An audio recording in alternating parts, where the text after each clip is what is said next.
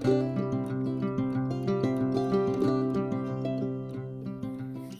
everyone, good morning. My name is Jackie Hay of Hay Hay Creations.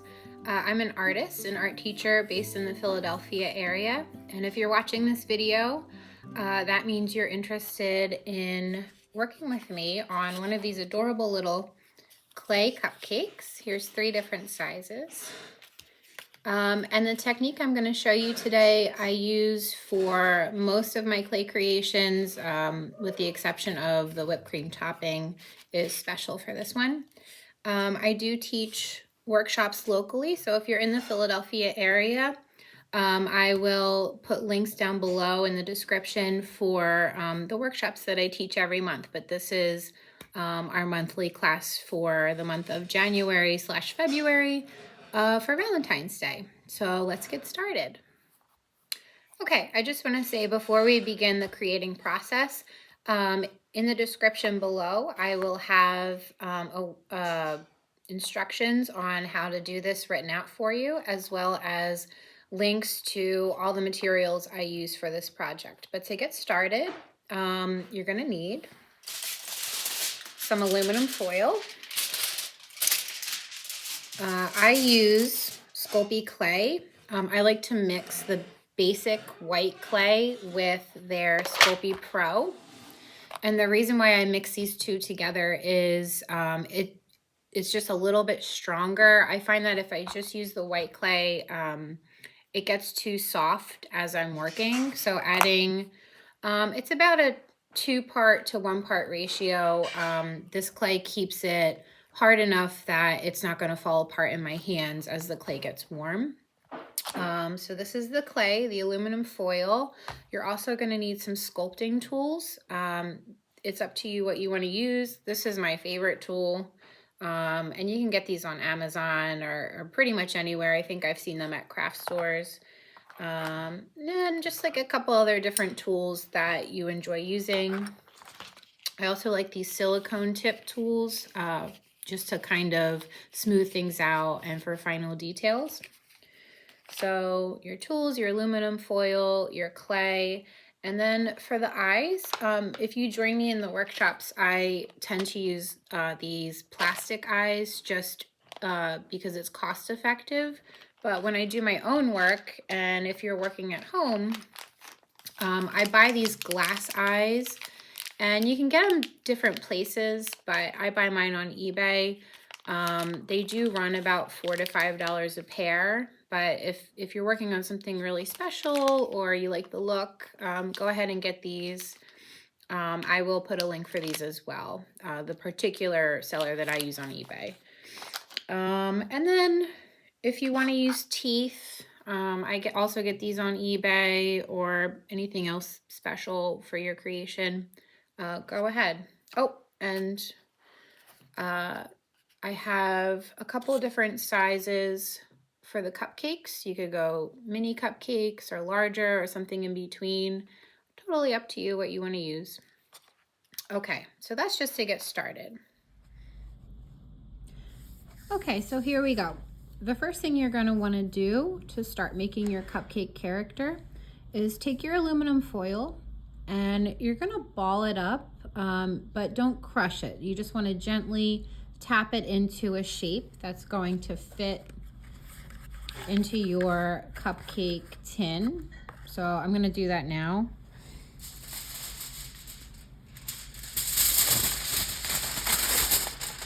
All right, so again, you're just going to gently form it into a cupcake shape. And just be careful not to crush it, because if you press too hard, you can't really get the shape back. So just be as gentle as you can. Move the tin foil around in your hand just to make sure no side is too flat or misshapen. Okay, so that's looking pretty good. I'm going to test it. All right, and I do want a little bit of space because I'm going to add a clay skin to this. So this is step 1. We are on our way to making our character. Okay, once we've gotten to this step, the next thing you're going to want to do is prepare your clay. So I'm gonna take a little bit of my white, okay, and a little bit of my Sculpey Pro.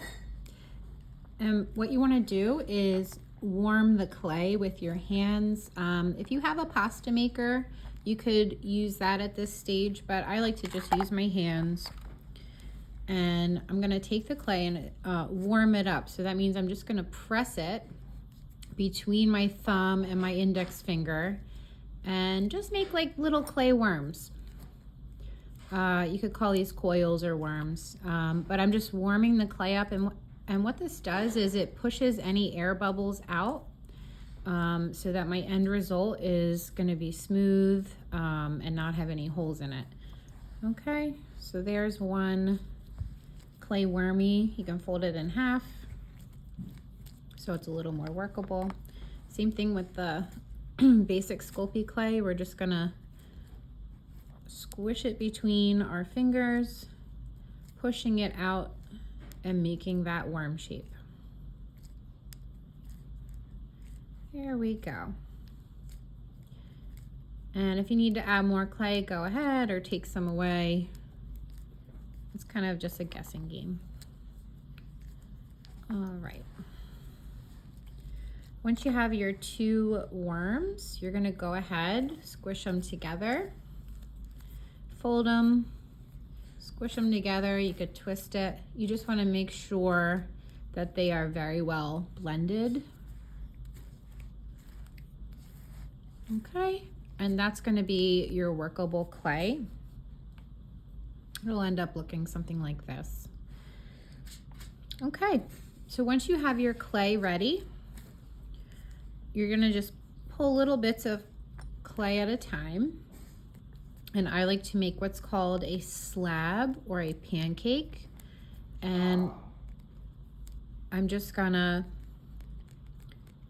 squish it out. I don't want it to be too thin. I would say keep it at about a 1/4 inch thickness. If you make it too thin, then your piece is gonna be brittle and you don't want that. So the next thing I'm gonna do is take my clay pancake and I'm gonna cover my cupcake character just like this. And I'm gonna kind of press it into the foil as gently as I can. I don't wanna misshape anything, okay? And when I do this, I don't cover the entire thing because this bottom half is going to be concealed in the cup. So I just cover the part that's going to be showing with clay. Okay. And as you look at your cupcake character, if you have areas that need to be filled in, or maybe you need to take some clay away, I just take small little pancakes and add them until I get a nice rounded shape. So take your time, move the clay around in your hand so you're looking at every angle. All right, until you get a nice rounded cupcake shape. All right. Okay, so now at this point you should have a clay shape that you're happy with. No aluminum foil should be showing once the clay is in the cup. So now we're going to move on to my favorite part, which is mapping out the face. You want to kind of mark where you want your eyes and the mouth to go. If you're adding a nose, go ahead, but I don't typically do that for these. So I'm just going to mark that I want maybe one eye here, and the mouth. And you should have some idea of how you want your character to look, if it's happy or sad. But the fun part about this is sometimes it changes as you're working. So I've marked out where I'm gonna put my eyes and my mouth. The next step, I'm gonna remove my cupcake from the cup, and I'll take my ball tool here, and I'm just going to push in where I'm putting my eyes. You don't have to push too far, just enough. And I'm gonna set my eyes right into my character. And this is where the character starts coming to life. You can decide, you know, do you want the character to be looking straight at you, or maybe the eyes are kind of, you know, going slightly in different directions, which is kind of, you know, a silly look. Is he looking right at you like with big puppy dog eyes? All right, completely up to you. So place the eyes in, and then what we're gonna do is take little coils or little snakes of clay, and we're gonna build out the eyelids, the cheeks, the brow, all the different parts of the face. And again, depending on how you place these little snakes of clay, it's gonna determine the mood of your character. So if I, for example, if I point my snakes kind of down in this way, it gives him sort of an evil look or an angry look, if you can see that. But if I take the coils and I kind of bring them up, he looks kind of happy or sincere.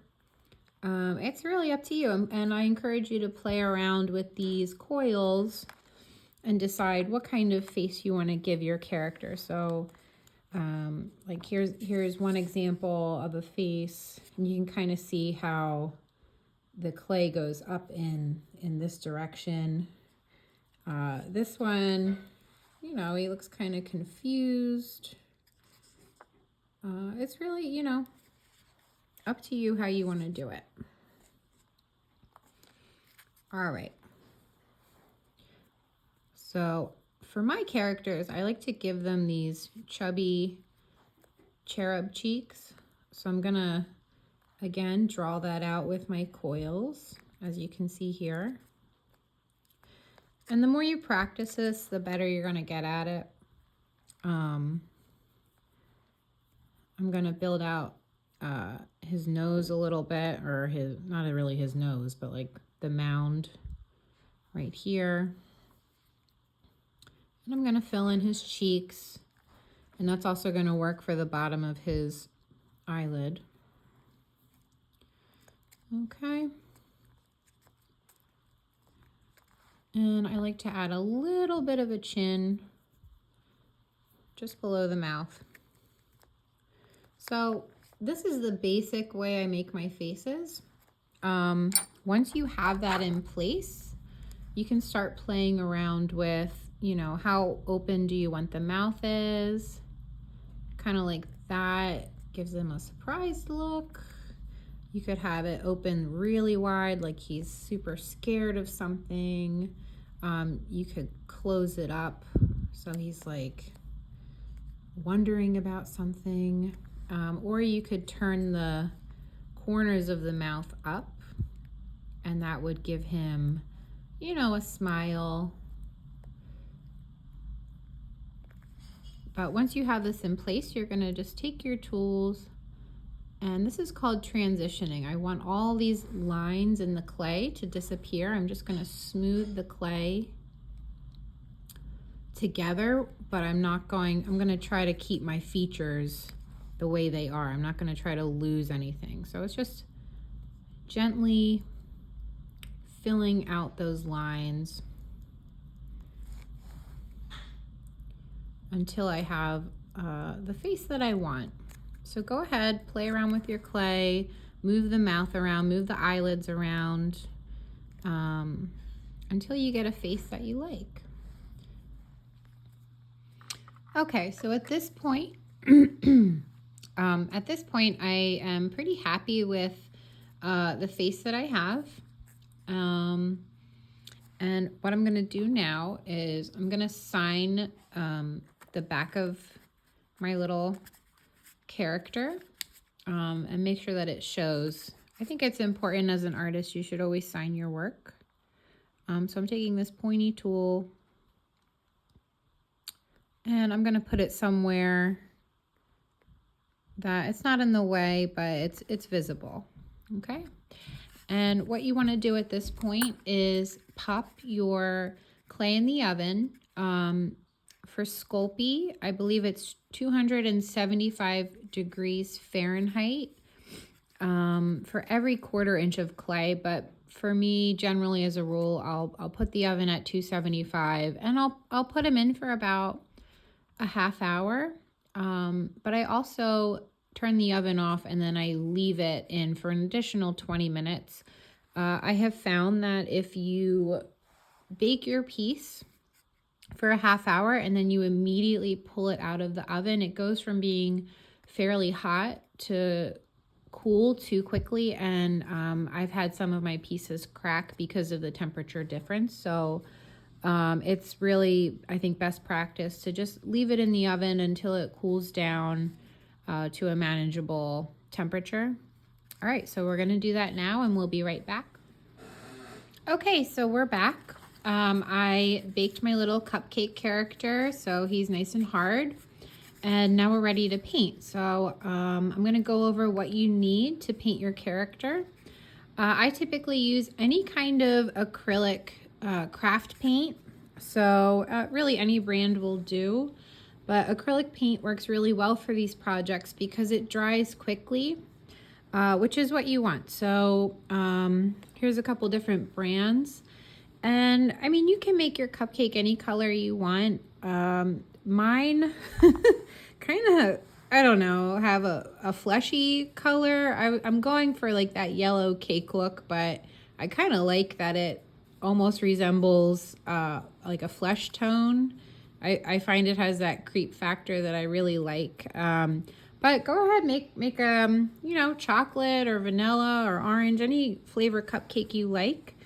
But these are the colors that I use to make my cupcakes. I start with a brown wash. So I'm going to take my little cupcake cutie out of his house, his little cup, and I'm going to cover him completely with a watered down dark brown paint. And what this is going to do, it's going to fill in all the deepest parts of my sculpture, all the little wrinkles and details. And I know this kind of looks a little scary, but don't worry, you can cover the eyes. You really want to get that color in every little crevice and crack. So yeah, just all the way around. Your hands are going to get a little messy, I'm sorry. And again, you want to make sure that your color has a little bit of water to it, just so it spreads nicely. So once you have something that looks like this, you're going to take a paper towel or a cloth, and you're going to just wipe away most of that color. Now, because my clay is still a little warm from the oven, it's really sticking to the clay. So I want to just wet my cloth and give it a little scrub. So I don't want too much of this brown showing, just filling in all those little cracks. All right, and at this point you can clear the eyes up a little bit too. But yeah, if you find that your brown is a little too dark or your color is a little too dark, just scrub it away. It doesn't really matter because the way I paint, I like to paint in layers. So even if you make a mistake, you can always paint over it. This is really, you know, supposed to be fun and relaxing and not too high pressure. So I'm pretty happy with that. The next thing I'm going to do is mix up the flesh color or the cupcake color I want over top of this. So I'm going to set him aside, and I'll just show you how I mix my color. Pick a paintbrush that you're comfortable with, and I'm going to mix some white with a little bit of this, I don't know what you would call this, like a beige color, and this yellow brown, and then some yellow, maybe a little bit more white. Okay, so I'm pretty happy with that. I'm gonna add a little bit of water to my brush, so it's not too thick. And I'm just going to paint right over top of that brown wash. Oh, I kind of like this color. This is a little more yellow than what I normally work with, but I'm just going to layer this color right over top of my first layer. Okay, all the way around. There we go. Okay. And again, I'm just going to take my cloth and wipe away some of that extra color. And you'll notice that the brown shows through a little bit, which I quite like. I think it has a really interesting effect. A lot of people told me they think my pieces are made out of wood, and I think it's just because of the way I paint them, with that little bit of brown showing through. So I'm pretty happy with this. At this stage, for the third layer of paint, I'm going to take a smaller brush. Okay. And I'm going to add a little bit of pink to the cheeks. Since these are for Valentine's Day, I like to give them kind of a look like make them look like they're blushing. And I'm going to just take a little bit of that color away with my cloth. Hopefully you can see that. There we go. And I like to add a little bit of pink around the eyes as well. You don't have to, you can do it any way you want. And at this stage, you could also add a little bit of white paint. If I clean my brush off. And, you know, we created those shadows with the brown, but you could add a little bit of white. I'm going to mix a little bit of that white with the cupcake color, and any area that is super raised up, you could add a little bit of highlight to it, maybe around the lips. And this is just going to bring out your character's features and really show off your sculpting. That's what you want. You want to accentuate all the little things that you sculpted, the wrinkles around the eyes or the lips. Top of the head would probably have some highlight as well. And again, if you're not happy with it or you want to alter it, just take a damp cloth and wipe it away. Or, you know, if you feel like you have a little too much and you want it to be more subtle, wipe away some of that color. Here we go. Now, my favorite part of the painting process is taking a brush with a little bit of water, oops, not that one, and wiping away the eyes, the color on the eyes. And then your character really comes to life, showing off those eyes. Hopefully you can see. I'm not paying attention to my camera here. Okay, I'm not quite finished, but you get the idea. So that is how I like to paint my characters. First you start with a brown wash, then you move on to that cupcake color all the way around, and then you want to add the blushing, you want to add the highlights, and that's it. Okay, so now we're going to move on to finishing our cupcake character with their whipped cream topping and connecting them to their cups. So here we go. Okay, welcome back. So now the next step is we're gonna glue our character to his cup. I always like to make sure that the seam is in the back. Oh, I guess this doesn't have a seam, but for a bigger one like this, there's a seam on the cup. I always try to make sure that's showing in the back. All right, I have my cordless glue gun here, and what I'm gonna do is I'm going to generously apply hot or warm glue all over the bottom and the side of my cupcake. There we go.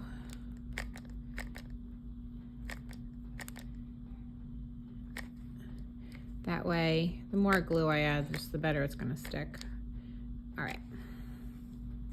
And I'm just gonna carefully place my character right in his little cup. Make sure that none of the glue is showing. And if you signed your name on your piece, make sure that that is visible as well. There we go. So there you go, pretty simple. Just glue your character right into the cup, and now we're ready to add the whipped cream. So for this next step, you're gonna need a pastry bag with a nozzle. And I bought a whole kit with different types of tips and a whole bunch of bags, obviously, since I'm doing workshops. So if you have something like this, play around with it. But I like this tip, so that's what I'm gonna use. And the product that's in here, it's not whipped cream, it's this Fast and Final lightweight spackling. It's fast drying, takes about 30 minutes to dry. This works really well.